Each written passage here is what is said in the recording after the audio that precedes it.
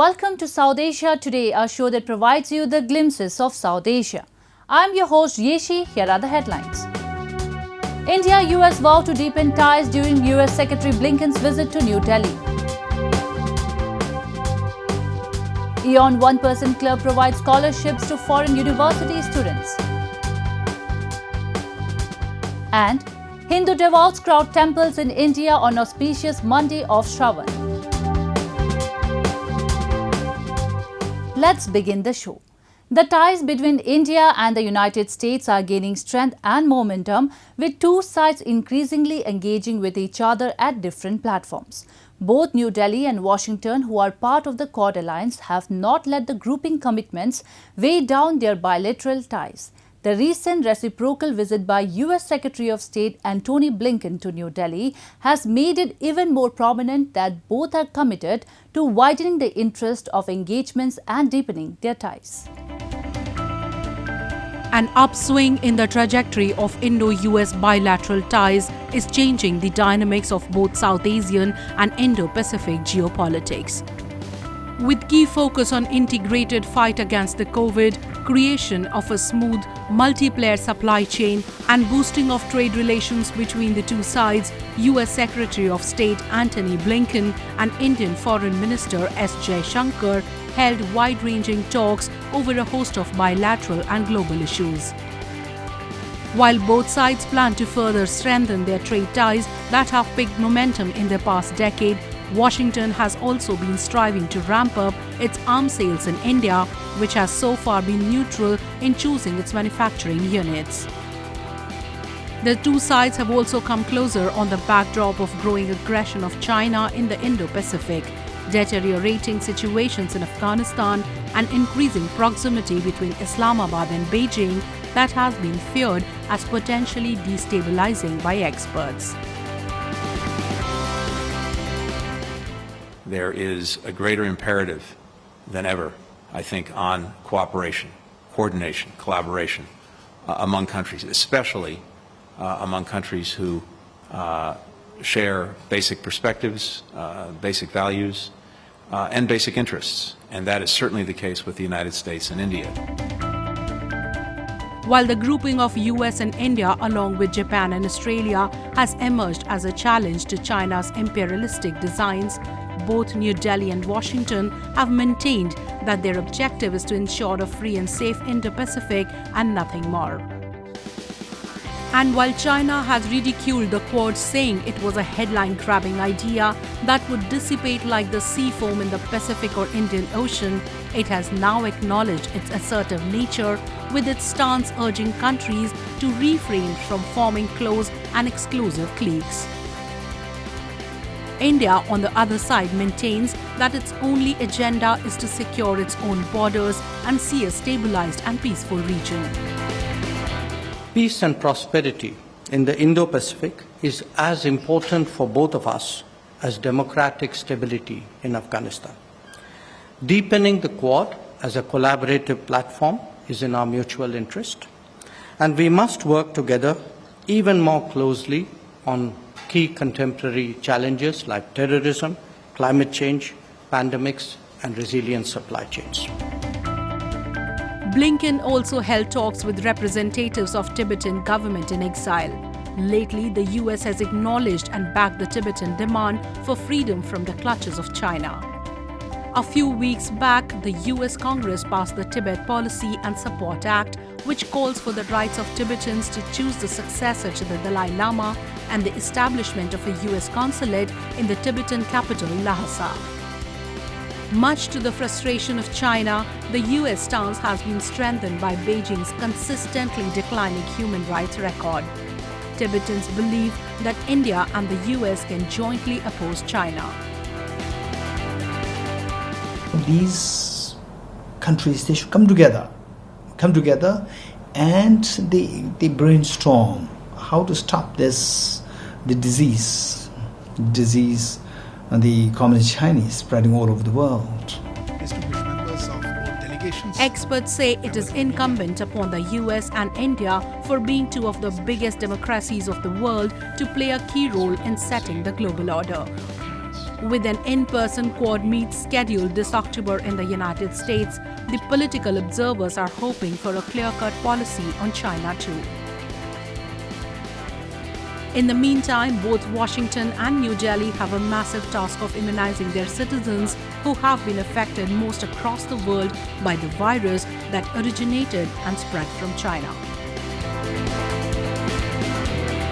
Massive protests erupted in Pakistan-occupied Kashmir after Pakistan's ruling party PTI emerged victorious in the assembly elections that were marred with violence and allegations of pre-poll rigging.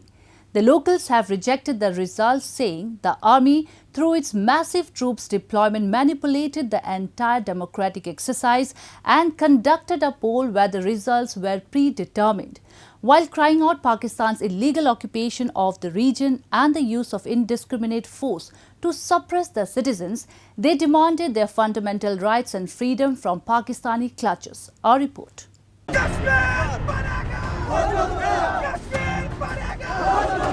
Burning tires, sloganeering mob, fist fights and skirmishes. The illegally occupied region of POK has been on the boil for the past 1 week.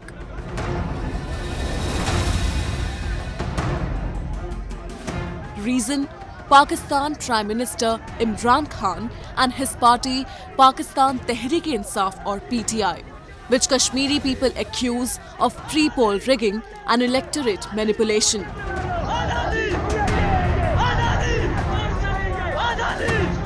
Khan's party has secured a decisive victory by winning 25 of the contested 45 seats, but locals have rejected the results as fraud.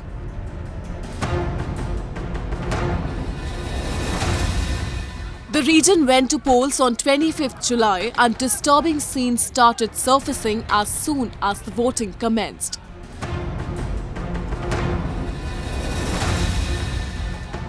The locals and the booth agents from different parties said that PTI workers rampaged through polling stations.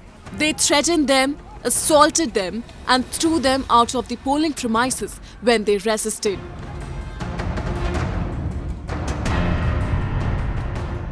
इनके कोई 20-25 इन्होंने अपने बंदे रखे हुए हैं जो सलूतकार हैं, वो लोगों से वोट खुद ले रहे हैं और उस पर स्टैम्प खुद लगा रहे हैं। पर्दे का कोई इंतजाम नहीं है, 2 पुलिस वाले हैं और मनमानी है। अगर इस तरह के जाली इलेक्शंस करवा रहे हैं, इसका कोई फायदा नहीं है इस रियासत को। तो क्या कहते हैं कि आप पोलिंग एजेंट के तौर पर बाइकाट करते हैं? क्या करते हैं? पोलिंग एजेंट के तौर पर इस जाली इस निज़ाम से, इस धांधली वाले निज़ाम से, इस फजूदा निज़ाम से, इस जो जाली और करप्ट किस्म के लोग जो लेके आ रहे हैं, उनसे मैं मुकम्मल बाइकाट का ऐलान करता हूँ। इस पर मैं लानत भेजता हूँ ऐसे ऑफिसरों पर और ऐसे निज़ाम पर। तो क्या आप कानूनी तौर पर इसकी कोई जो है चैलेंज करेंगे? कानूनी तौर पर इंशाल्लाह हम इसको चैलेंज करेंगे। 20 नंबर और आपको इन्होंने बाहर निकाल दिया है, धक्के भी मारे हैं। कौन सी पार्टी के लोग थे जिन्होंने धक्के मारे हैं आपको? पीपल्स पार्टी और दूसरे नंबर पर मुस्लिम कॉन्फ्रेंस वाले हैं। The Islamabad version describes this region as an autonomous territory with all political and administrative decision-making in the hands of people chosen by the locals.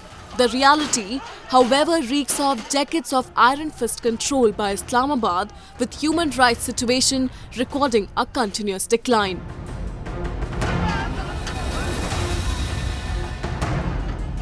Ever since the region has held elections, they have either been won by the party enjoying the blessings of Islamabad or by the ruling party itself.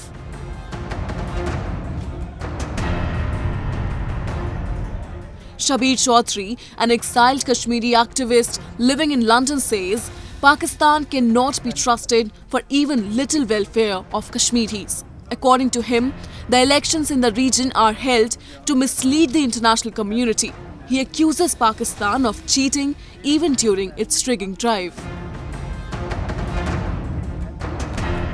ये जो election है ये भी fake है, ये जो leadership है ये भी फेक है, ये जो नाराबाजी है ये भी फेक है।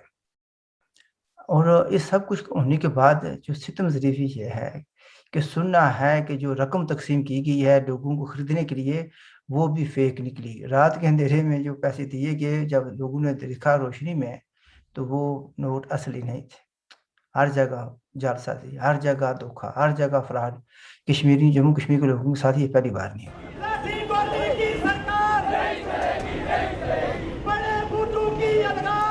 Islamabad has ensured over the years that no Kashmiri leader rises to prominence and popularity at par with Pakistani leaders. Region-based parties with a vision to change the discourse are nipped in the bud.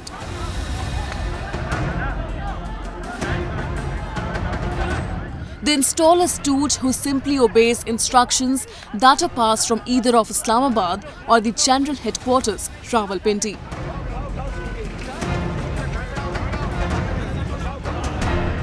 With media restrictions in place and voices of people daring to speak against the establishment getting muzzled through state machinery, the prevailing system in Pakistan-occupied Kashmir has not witnessed any real challenge thus far.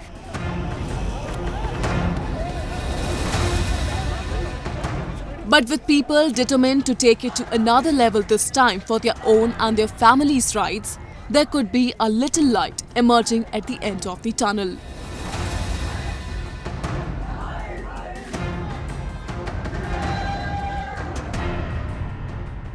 Now we take a look at some happenings in Asia in a segment called Asia Watch. Bangkok plans to create 240 beds for coronavirus patients with mild symptoms by turning train carriages into an isolation center. It comes as daily reported cases in the capital continue to generally trend upwards, according to government data, placing a strain on medical facilities. Governor Aswin Kwanwang said in a statement, 15 cars will initially be converted to take in patients while they wait for space in hospitals.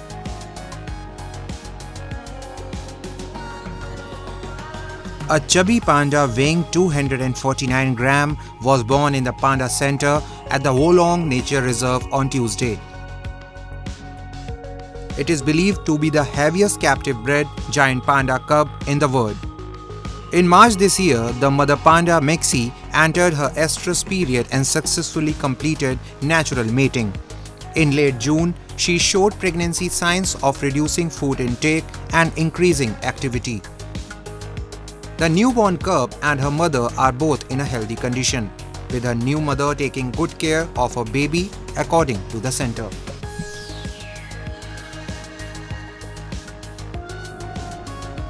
Heavy monsoon rains triggered flooding in refugee camps in southern Bangladesh.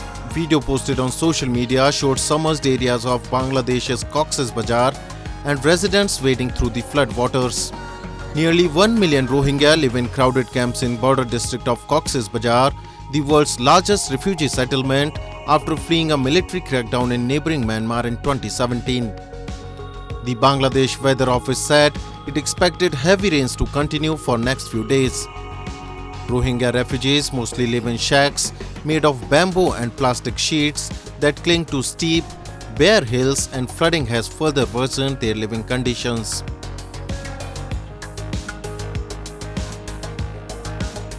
Japanese companies have been laying great impetus towards the enrichment of people's life all over the world.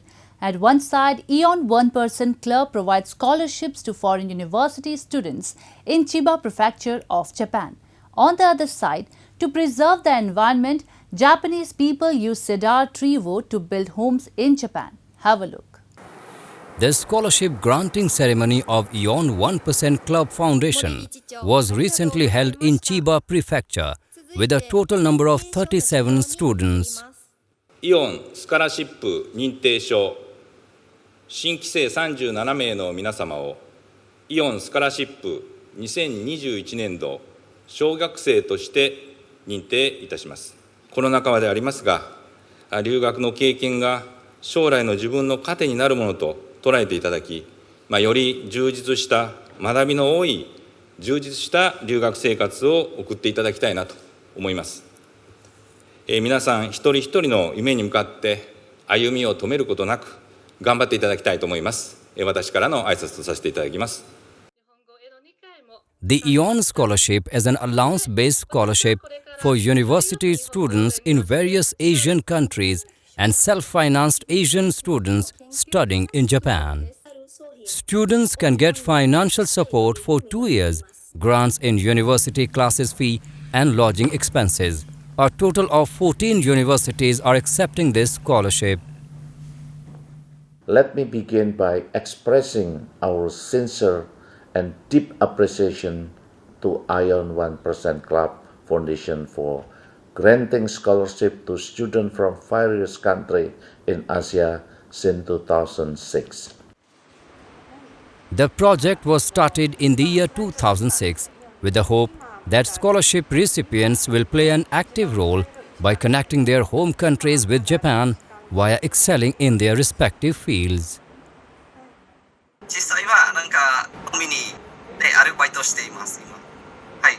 今も自分の専門はなんか商品に関するなんかリユースというシステムを学んでいるので、現在もなんか学ぶなんか自分の専門を学ぶための生活をイオンスコラシップはいつも私に応援してくれました。いろいろイオングループは将来東南アジアで出ていった時に少しお互いの交流があるということで、イオンとしてもいろいろ彼らの協力も得たいなというふうに思ってるんですけど、イオン 1% クラブのスカラシップ制度をぜひ活用して、皆さんが日本と各国との架け橋となるように活躍をしていただきたいというふうに思ってますので、ぜひご応募ください。よろしくお願いします。Till now, 951 students from 12 countries have received ION scholarship and have studied in Japan. The principle of ION is to establish a global circle and develop budding talents that can perform globally.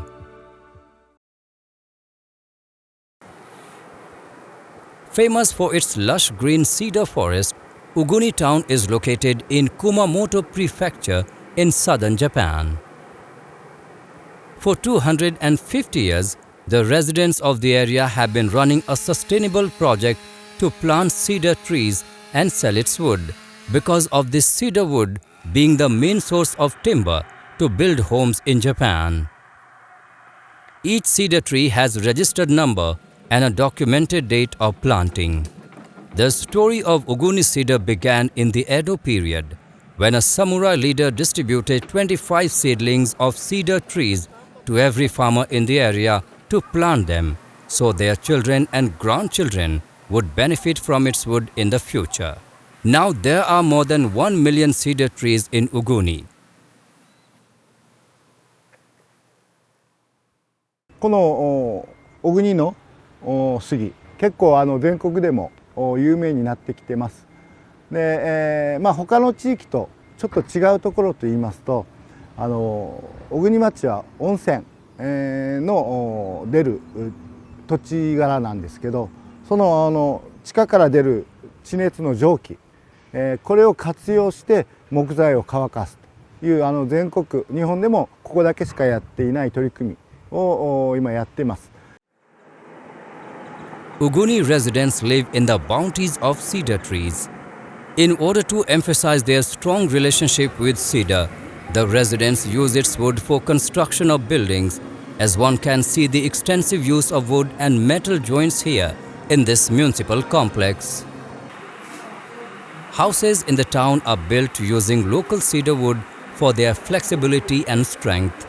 The unique and beautiful coloring of the cedar grain enhances harmony in the design of Japanese-style room. 私が小国に住んでいて、小国で家を建てようと思ったので杉で作りました。もし別な場所に住んでいて別な場所に家を作るんだったら小国杉を使おうと思わなかったと思います。触って気持ちがいい。手に触っても気持ちいいし、足の裏で触っても気持ちいいし。Every year, about 38,000 cedar trees are cut in Uguni, but 40,000 seedlings are planted too. This way of preserving trees has become an example of sustainability throughout Japan and the world. In our cultural section of South Asia today, we take a look at the auspicious month of Shravan.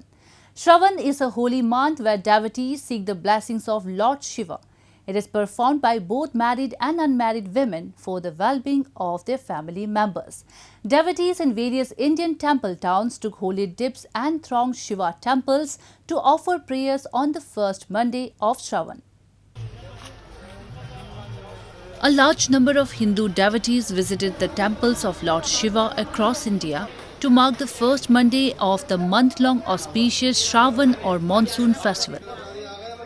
Shravan is a holy month which is dedicated to Lord Shiva.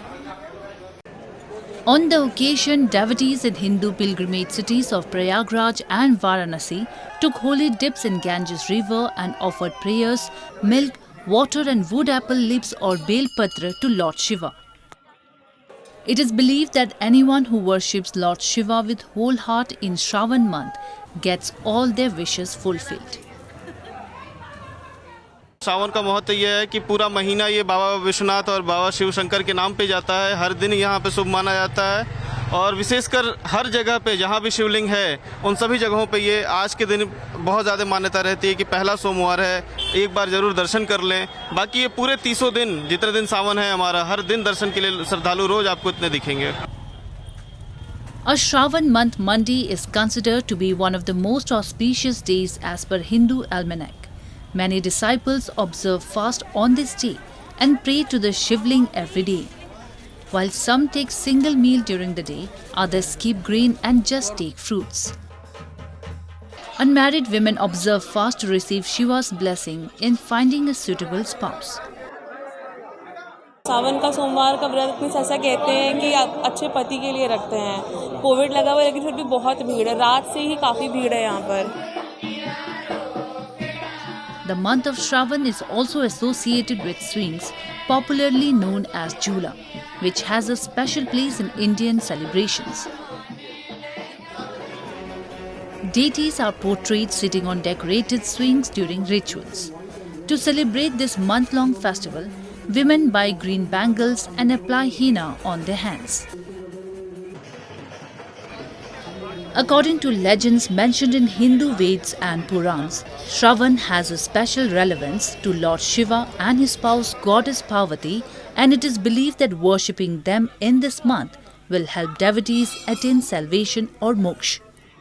Various festivals like Nag Panchami, Shravani Purnima, Vara Lakshmi Vrat, Govatsa, Raksha Bandhan, Rishi Panchami are also celebrated in this auspicious month, making it the most blissful month of the year. It's time for me to wrap up today's episode. We will be back next week at the same time. This is Yeshi signing off on behalf of the entire production team of South Asia Today. Goodbye and take care.